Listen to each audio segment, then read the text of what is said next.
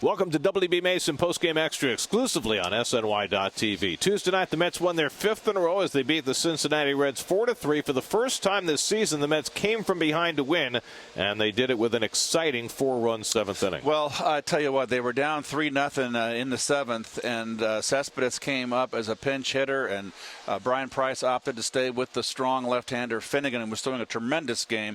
First pitch, fastball, 3-run pinch hit, home run, ties the ball game.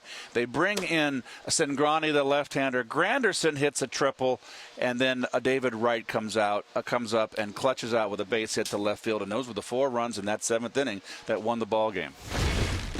I told Dickie Scott, go get Cespedes, he's going to hit. And I don't know where the hell he was because it took him a little while to get to the on-deck circle. So I said, Luke, somebody's got to be on deck. So I said, I'm not putting you in, but go on deck. So he went up and stood on deck. Were you sure he wasn't going in? Trouble, he could order the hamburger by that time. So I just said, Cess is going to hit, and all I kept hearing is, he's coming, he's coming, he's coming. So we finally got there. It was like out of a movie scene. You know, he's putting on the tape on his wrist in the dugout, and all we needed was the fans to start chanting his name and him come out and have about 5 bats in his hand and start throwing them into the dugout and go up there, pick his favorite one, and hit a homer. So, again, I don't even know if he had any practice swings. Just went up there and hit a 3-run homer with the game on the line. That's again, impressive.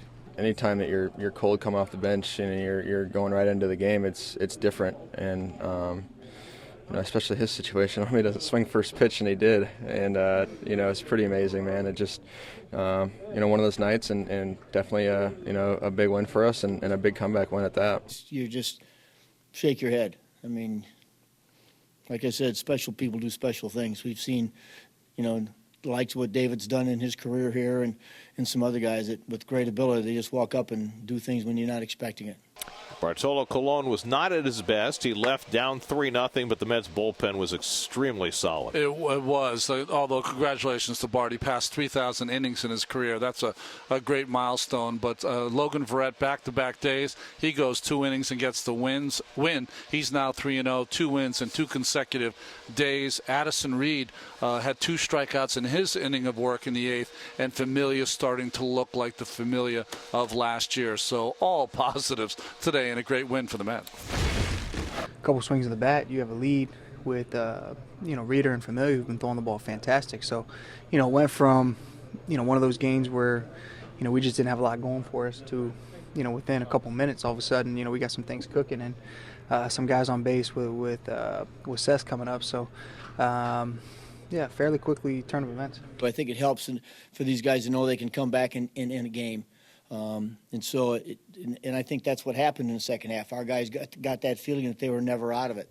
That it didn't matter. He still had to go through 9 innings, and we could come back in the game. And so anytime you do that, that helps you throughout the season.